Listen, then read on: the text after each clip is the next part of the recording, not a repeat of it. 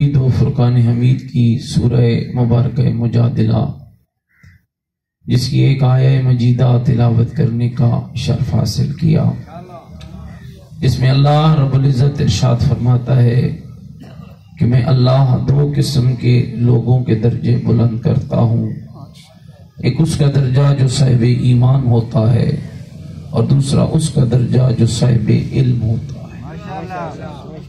1400 سال کی تاریخ گواہ ہے، اقتدار، پیسہ، دولت ہر کسی کے پاس رہا، لیکن اس طویل اور لمبے عرصے میں جب بھی زمانے کو علم کی ضرورت پڑی تو ایک ہی دروازہ نظر آیا جس کو مصطفیٰ مرتضیٰ کی صورت میں بنا کر،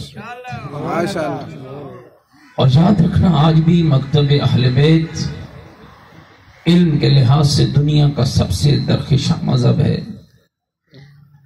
اور یہ محنت ہے اس مکتب کی اور اس مکتب کے علماء کی کہ اتنی دشمنی اور اتنی تکالیف اور اتنی مشکلات کے باوجود آج اگر مکتب اہل بیت زندہ ہے تو یہ انہی لوگوں کی محنت ہے جن کو اللہ عزت عطا کر رہا ہے۔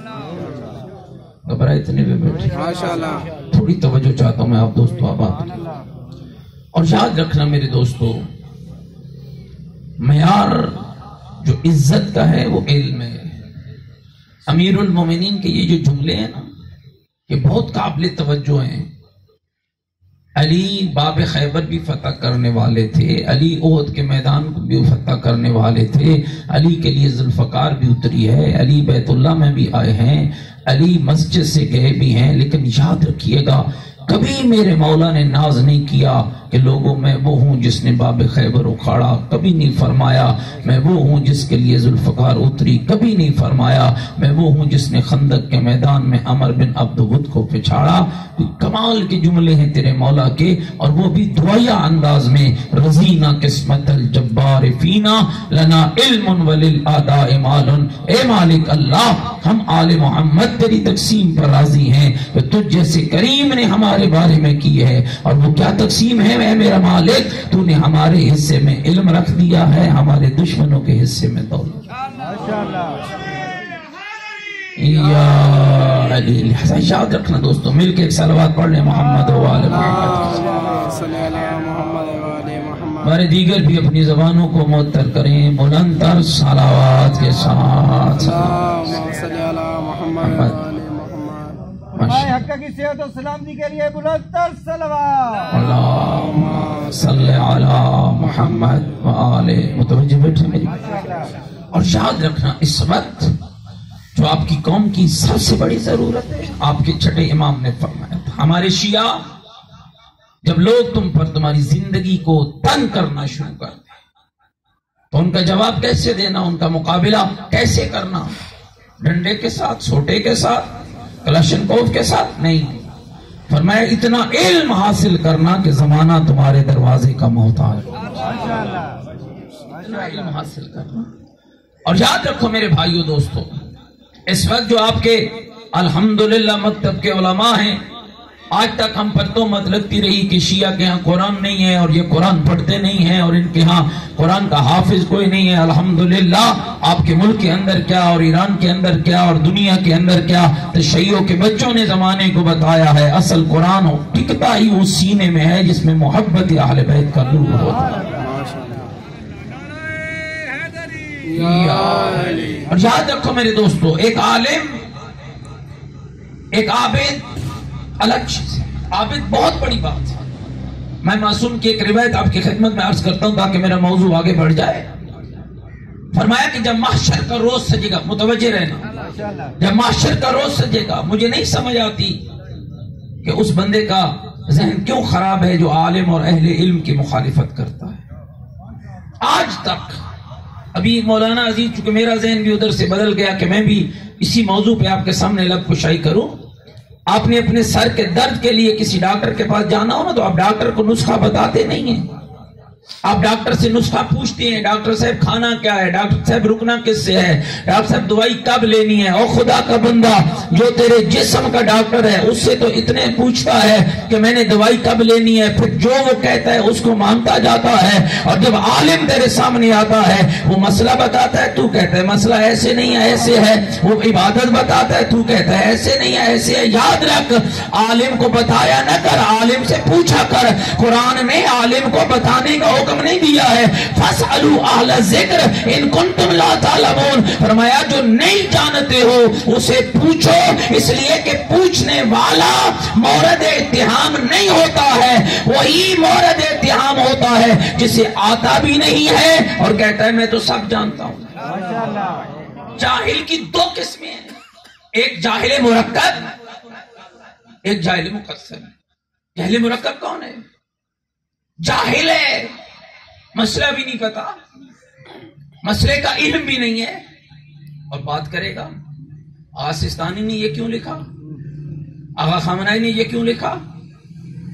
پوچھو بھائی میاں آپ کو وضو کے واجبات آتے ہیں؟ او جی انہوں چھڑو۔ میاں آپ کو غسل کا طریقہ آتا ہے؟ او جی اس میں چھوڑو۔ اور خدا کے بندے تمہیں نہیں پتا کہ سستانی، خامنائی، خمینی کیسے بنتے ہیں؟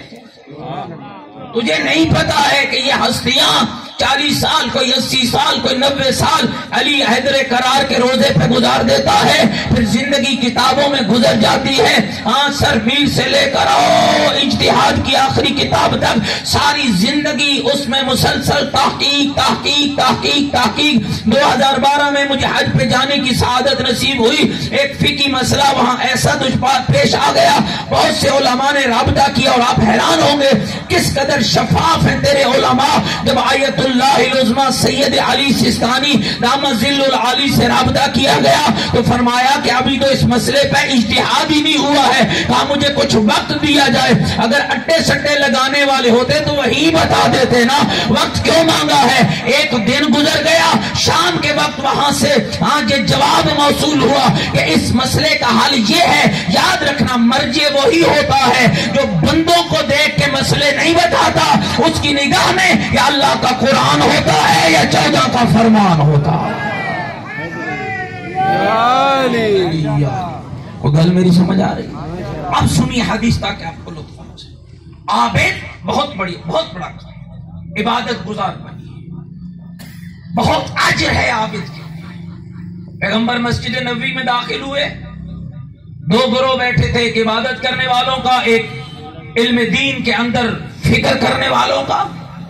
فرمایا دونوں اچھے ہیں، لیکن یہ کہہ کر زارا کہ بابا علم دین میں فکر کرنے والوں کے گروہ میں جا کر بیٹھ گئے، اور بیٹھ کے فرمایا ایک عالم کا ایک لمحہ دین کے بارے میں فکر کرنا عابد کی 70 سال کی عبادت سے افضل ہے۔ کچھ تو ہے نا اس کے، اور اس کو سمجھیے اس حدیث کو۔ فرمایا جب معاشر کا میدان سجے گا، ہم کیوں بنائیں بیٹے کو عالم دین، ہم کیوں بنائیں بیٹے کو مولوی؟ مولوی کا مستقبل ہی نہیں ہوتا۔ کس پاگل نے کہا ہے کہ مولوی کا مستقبل نہیں ہے؟ کس نے کہا ہے کہ عالم کا مستقبل نہیں ہے؟ کبھی آپ جہانیہ شاہ والوں کو خبر ملی ہے؟ آپ سے بہتر کون جانتا ہے کہ عالم کا مستقبل کیا ہوتا ہے؟ آپ سے بہتر کون جانتا ہے؟ اور میرے بھائیوں دوستوں جو علماء کی نگریوں میں رہتے ہو اور علماء کے ساتھ بیٹھتے ہو، یہ کبھی نہ سوچا کرو جس طرح تمہیں سرگودے سے آئے ہوئے، پنڈی سے آئے ہوئے، لئیے سے آئے ہوئے، سیالکوٹ سے آئے ہوئے علماء اچھے لگتے ہیں، اس طرح کوشش کرو اپنے خاندانوں میں بھی ایک ایک عالم پیدا کرو۔ تمہیں پتہ ہے اس عالم کا کمال کیا ہوگا؟